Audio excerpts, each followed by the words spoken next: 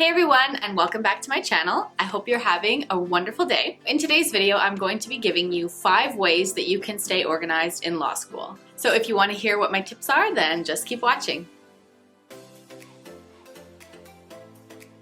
So my first tip for staying organized in law school is probably something you've heard before. It is having an agenda. So this can be either like a paper physical agenda or using Google Calendars, whatever you prefer. I use both actually. And it's just a great way to, set out your day, set out your week, and to organize everything, write it in, and that way you always know when things are due, when you have appointments, and what needs to get done. I like using a physical agenda because, I just like having it open on my desk. I leave it right here actually. This is mine. Here, I got it at Winners, I think, actually, for like 10 bucks, which was perfect. And it looks like this. That's June. Here's like this week. It looks like this. And I like keeping it open on my desk because that way I can see it, I can add things in really easily while I'm working, and it's just a great way to help me kind of see my whole week at a glance and what I need to do. I like getting the ones that have the week view, so where you get the whole week with big blocks so that you can fill in all the things that you need to do. And then the ones that also have the month view, because then you can kind of add things in and see when you have free time. I also like that it has the space for adding notes, because if you use like Google Calendars, you can add notes to reminders, but you have to like click on it and then scroll down and look at it, and it's just kind of it's a little bit more work, I like having it where I can just add it in super easily while I'm working, and it's just less of a hassle, I guess. Another thing that I do in terms of like physical paper is I also make lists. So there's a lot of things that, I need to get done, but I don't have a specific day that it needs to get done.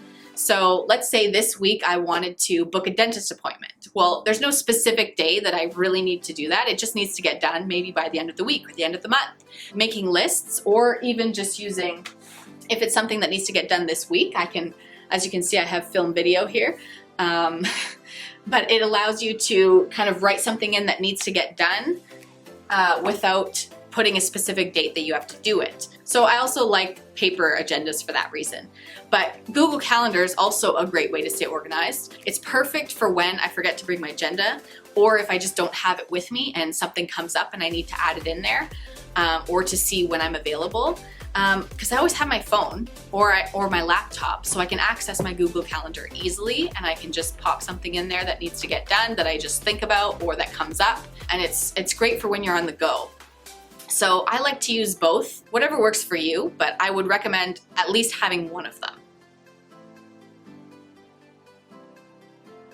So my second tip is kind of related to the first one, having Google Calendars, and it is to set alarms for things that are due. This is very important. I can't stress this enough.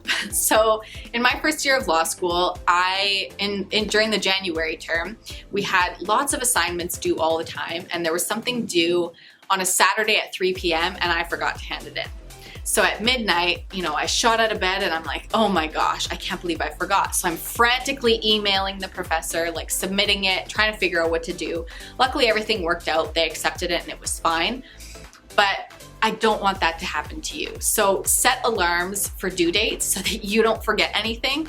Learn from my mistakes, please. So what I typically do is I set an alarm for 2 weeks before something is due if it's a really big assignment. So if it's like a 30-page assignment, you need to have enough time to get it done. So if you totally forgot about it and 2 weeks before it's due, your alarm goes off, you have 2 weeks to get it done.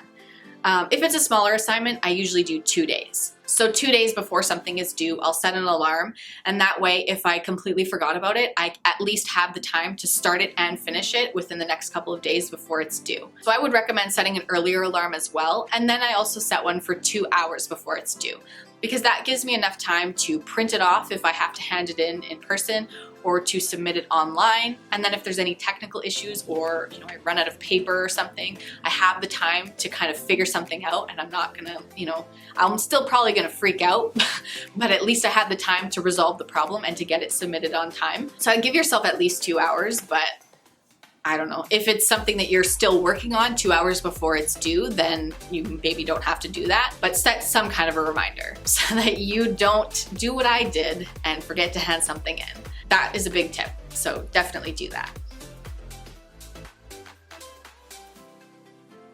So my third tip for staying organized in law school is to use any resources that you have, electronic or otherwise, to keep on track of things as you work on them. So this is more for like assignments that you have to do. Don't try and get organized at the very last minute. Like if you're writing an essay, don't think that you need to get organized when you start writing it. You need to be organized the whole time. So a great way to stay organized is to have everything kind of broken down into steps and to know every single step along the way, all the things that you need to do at each step, so that when you get to the end, you're prepared and you have everything you need to do the final steps. So for example, if you're working in like a clinic or something, maybe you're drafting a memo and you have to meet with a client first, and then you have to do the research, and then you have to do this and that. If you don't get all the information that you need from the client, then you won't be able to write the memo. So you need to kind of know all of the steps that you need to take ahead of time so that you can get there. So a great resource could be, if you're working at a clinic, it could be your supervisor. But if your supervisor is busy, which they probably are, maybe using something like Lexis Practice Advisor would help you, because on there's checklists. So you can literally print off a checklist and check off things as you go, and you'll be able to see the whole process, everything that needs to get done, all of the information that you'll need, and kind of how to get that information or what to do and where to look for it. And then you can kind of check things off as you go. So that way you're kind of keeping on top of things as you go. You know what to expect. And that way things are getting done and you're not freaking out at the end like, oh God, I don't know, I don't have this information, or I don't know how to do this step, or something like that. So something like Lexis Practice Advisor could be really helpful in like a clinic setting. Another thing that you can do for school assignments is to use your databases. So use Lexis Advanced Quick Law. I use it to, as I think I said in that video, I use the folders function and I save all of my research into folders for each assignment. If I'm working on a really big paper, I will make a folder for all of the research that supports my point that I'm trying to make and all the research that goes against my point. Because one thing I find difficult with big assignments is understanding how the research that you found fits into what you're trying to do. Keeping it in those folders really helps. But outside of that, just having folders where you organize all your research for each assignment is really useful, because you're staying organized along the way. That way, when it comes to actually writing your paper, you have all the resources there. So you don't have to go looking for citations for things because you lost it. You know where the information came from and it's readily accessible for you. And then if you're like me, you can use, in Lexis Advanced Quick Law, you can use the Save to Dropbox function and just save it right into your Dropbox, and then you have it on your computer as well. So it's accessible from wherever you are. I really recommend using like those kinds of online tools.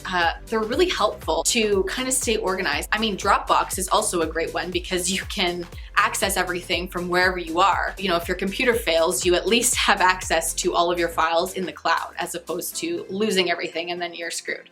So definitely use those resources because they'll be very helpful. Another great way to stay organized, and my fourth tip, is to divide your days and your weeks, or one or the other, into chunks of time. So this is good for multiple reasons. One, it prevents you from completely forgetting about something and not even getting to it because you're so focused on something else. So if you spend a whole day working on an assignment that you have due, you might totally forget about the readings that you have due the next day. And then you get called on and you don't have the answer because you forgot about the readings. So dividing your day into chunks of time and putting that into your calendar, Google or otherwise, will allow you to get to everything. So you're not working on one assignment at the expense of getting to anything else. Another thing that it's great for is making sure that you're getting to those things that are not school related.